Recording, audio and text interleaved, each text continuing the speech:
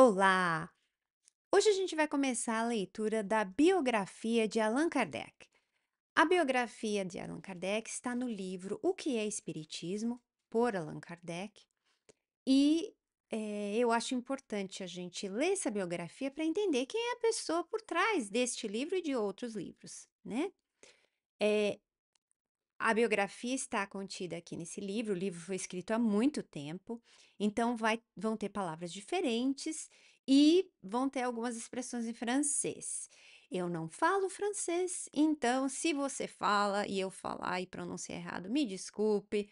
Aliás, a gente pede a colaboração dos colegas que saibam falar francês, mas eu vou fazer o melhor que eu posso aqui para que a gente possa entender, de uma maneira geral, de onde é que o Kardec veio e por que que a gente tem que, talvez, respeitar tanto essa pessoa? Não só pelo trabalho que ele fez, mas por quem ele foi e de onde ele veio, tá certo? Então vamos lá. Começa assim: Minhas senhoras, meus senhores. Muitas pessoas que se interessam pelo Espiritismo manifestam muitas vezes o pesar de não possuírem senão muito imperfeito conhecimento da biografia de Allan Kardec e de não saberem onde encontrar sobre aquele a quem chamamos mestre as informações que desejariam conhecer.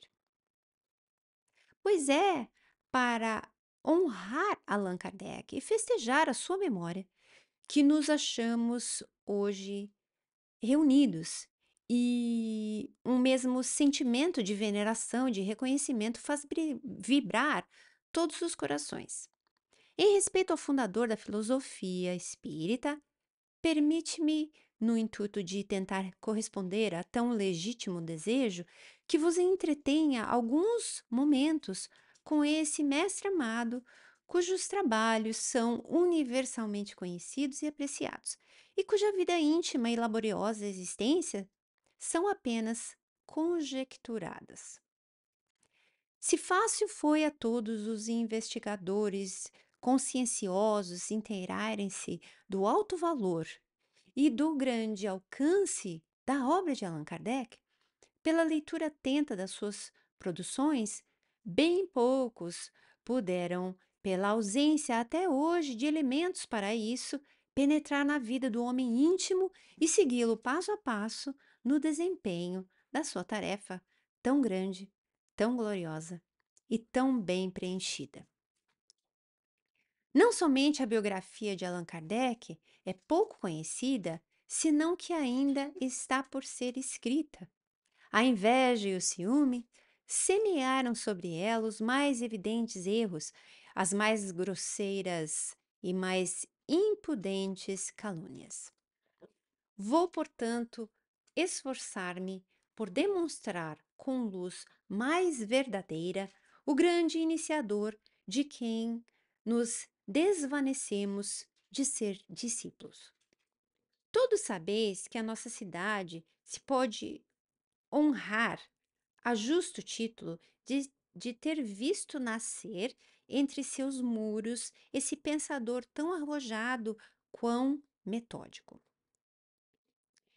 Esse filósofo sábio, clarividente e profundo, esse trabalhador obstinado cujo sabor, desculpe, cujo labor sacudiu o edifício religioso do velho mundo e preparou os novos fundamentos que deveriam servir de base à evolução e à renovação da nossa sociedade caduca, impelindo-a para um ideal mais são, mais elevado, para um adiantamento intelectual e moral seguros.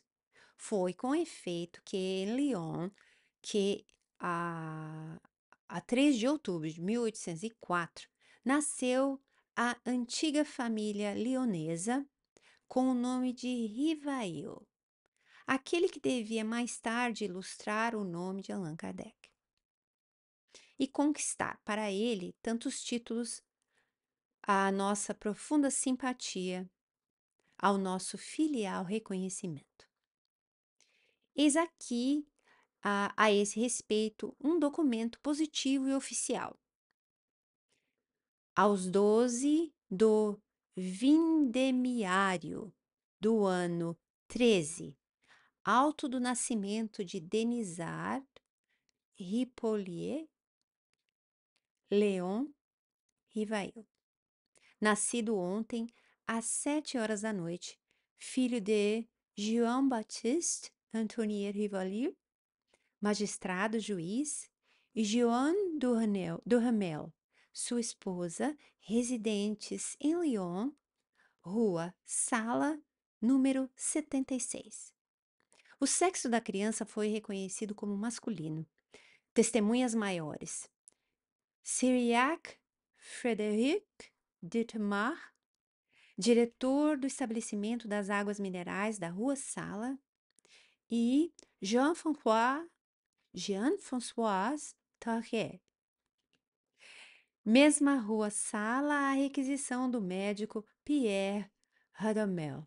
Rua Saint-Dominique, número 78. Feita a leitura, as testemunhas assinaram como assim o Maire da região sul, o presidente do tribunal. Assinado Mathieu. Mathieu. Matthew?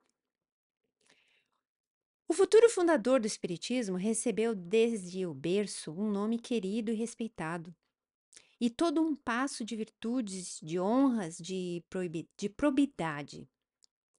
Grande número dos seus antepassados se tinham distinguido na advocacia e na magistratura por seu talento, saber e escrupulosa probidade. Parecia que o jovem Rivail devia sonhar, também ele, com os louros e as glórias da sua família. Assim, porém, não foi, porque desde o começo da sua juventude ele se sentiu atraído para as ciências e para a filosofia. Rivail Denisard fez em Lyon os seus primeiros estudos e completou em seguida sua bagagem escolar em Yverdon, Suíça, com o célebre professor Pestalozzi, de quem cedo se tornou um dos mais eminentes discípulos, colaborador inteligente e dedicado. Aplicou-se de todo o coração à propaganda do sistema de educação que exerceu tão grande influência sobre a reforma dos estudos na França e na Alemanha. Muitíssimas vezes, quando Pestalozzi era chamado pelos governos, um pouco de todos os lados para fundar institutos semelhantes aos de Yverdun, confiava a Denisard Rivail o encargo de o substituir na direção da sua escola. O discípulo, tornado mestre, tinha, além de tudo, com os mais legítimos direitos, a capacidade requerida para dar boa conta da tarefa que lhe era confiada. Era bacharel em letras e ciências e doutor em medicina, tendo feito todos os seus estudos médicos e defendido brilhantemente sua tese. Linguista insigne, conhecia a fundo e falava corretamente o alemão, o inglês, o italiano e o espanhol. Conhecia também o holandês e podia facilmente exprimir-se nesta língua. Vale pontuar aqui que o ah, Kardec é francês, né? Ficar claro aí. Então, francês faz parte também da lista dos idiomas que ele fala. Ou falava. Denisard Rivail era um alto e belo rapaz de maneiras distintas, humor jovial na intimidade, bom e obsequioso, tendo a constrição incluído para o serviço militar. Ele obteve isenção e 2 anos depois veio fundar em Paris, a Rua des Sèvres, número 35, um estabelecimento semelhante ao de Yverdun. Para essa empresa se associara a um dos seus tios, irmão de sua mãe, o qual era o seu sócio capitalista. No mundo das letras e do ensino, que frequentava em Paris, Denisard Rivoire encontrou a senhora Amélie Baudet, professora com diploma de primeira classe. Pequena, mas bem proporcionada, gentil e graciosa, rica por seus pais e filha única, inteligente e viva. Ela soube, por seu sorriso e predicados, fazer-se notar pelo Sr. Rivail, em quem adivinhou, sob a franca e comunicativa alegria do homem amável, o pensador sábio e profundo, que aliava grande dignidade à mais esmerada urbanidade. O registro civil nos informa que Amélie Gabrielle Boutet, filha de Julien Louis Boutet, proprietário e antigo tabelião, e de Julie Louise Segnat de Lacombe. Nasceu em Thiais, Sena, aos 2 do primário do ano 4, 23 de novembro de 1975. A senhorita Amélie Baudet tinha, pois, mais 9 anos que o Sr. Rivail, mas na aparência dir-se-ia ter menos 10 que ele, quando, em 6 de fevereiro de 1832, se firmou em Paris o contrato de casamento de Hippolyte Léon Desinard Rivail, diretor do Instituto Técnico à Rua de Sèvres, método de Pestalozzi, filho de Jean-Baptiste Antoine e senhora Jeanne Duhamel, residentes em Château de Loire, com Amélie Gabrielle, vamos lá, deixa eu ver, Amélie Gabrielle Baudet, filha de Julien Louis e senhora Julie Louise Senegat de Lacombe, residentes em Paris, Rua de Sèvres, número 35. Gente, tem paciência comigo, tá? Eu tô me esforçando. O sócio do Sr. Rivail tinha paixão do jogo. Arruinou o sobrinho, perdendo grossas somas em Spa e em Aix-la-Chapelle. O Sr. Rivail requereu a liquidação do estúdio, de cuja partilha couberam 45 mil francos a cada um deles. É bom lembrar que, né, hoje são euros, mas na época eram francos.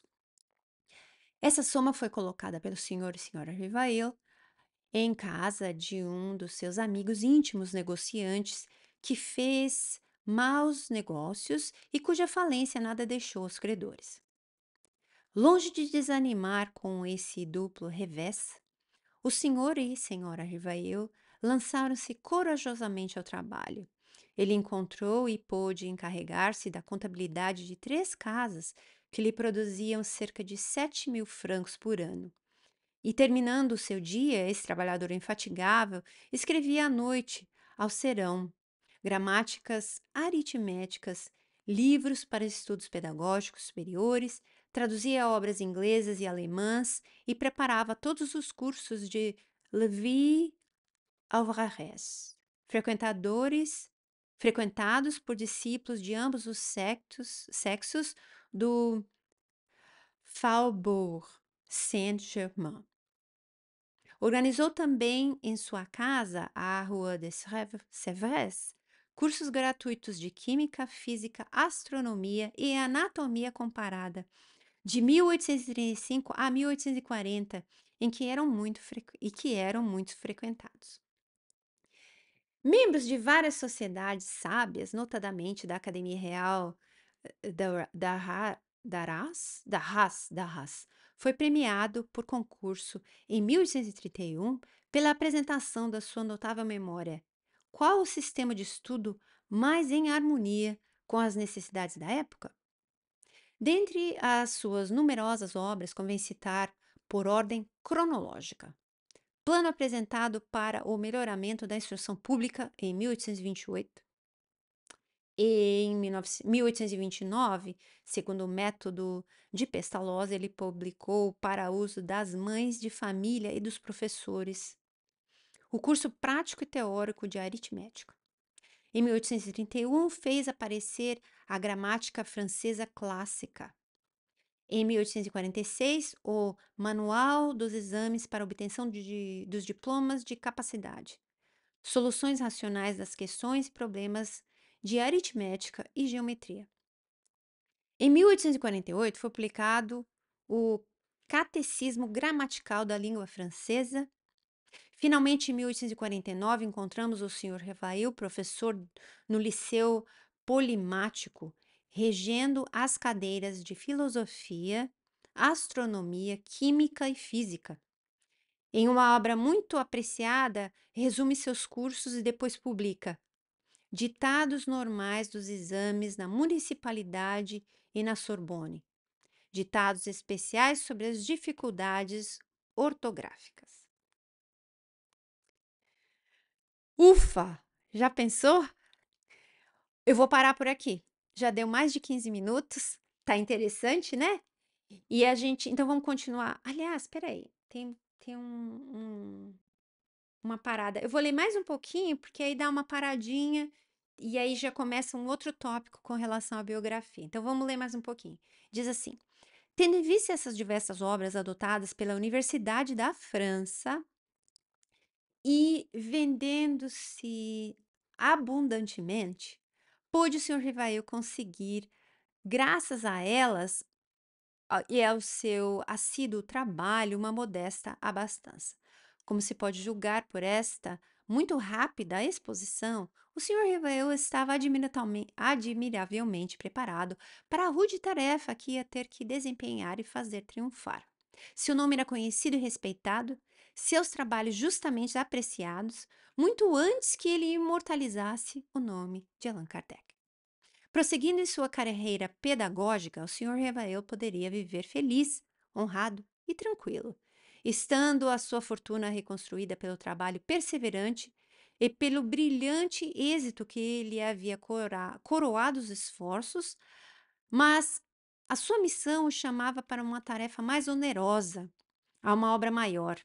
E como teremos muitas vezes ocasião de o evidenciar, ele sempre se mostrou à altura da missão gloriosa que lhe estava reservada. Seus pendores, suas aspirações, tê-lo-iam impelido para o misticismo, mas a educação, o juízo reto, a observação metódica, conservaram-no igualmente ao abrigo dos entusiasmos desarroados e das negações não justificadas. Foi em 1854 que o Sr. Rivail ouviu pela primeira vez falar nas mesas girantes. A princípio, do Sr. Fortier, magnetizador, com o qual mantinha relações em razão dos seus estudos sobre o magnetismo. O Sr. Fortier lhe disse um dia: eis aqui uma coisa que é bem mais extraordinária.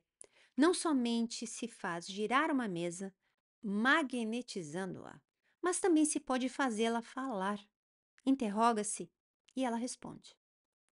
Isso, replicou o Sr. Revael, é uma outra questão. Eu acreditarei quando vir e quando me tiverem provado que uma mesa tem cérebro para pensar, nervos para sentir e que se pode tornar sonâmbula. Até lá, permita-me que não veja nisso senão uma fábula para provocar o sono. Tal era o princípio, tal era a princípio o estado de espírito, Sr. Rivail, tal o encontraremos muitas vezes, não negando coisa alguma por parte pris, mas pedindo provas. Esse parte pris é latim, eu vou ter que olhar, tá? Peraí. Mas pedindo provas e querendo ver e observar para crer, tais nos devemos mostrar sempre no estudo tão atraente das manifestações do além. Agora sim, vamos parar e vamos para a próxima. Deixa eu tentar ver o que que significa aqui o parte pris, né? Então vamos lá. Parte pris significa um preconceito, né? Eu acho que essa é a melhor tradução, porque eu também estou olhando isso aqui no inglês. Olha que esperta. Mas enfim. Então vamos lá. O parágrafo diz: tal era o princípio, a princípio o estado de espírito do Senhor Rivail, tal encontraremos muitas vezes, não negando coisa alguma, por parte pris, por preconceito simplesmente. Então tá bom. Muito obrigada, a gente se vê no próximo vídeo e até mais. Tchau, tchau.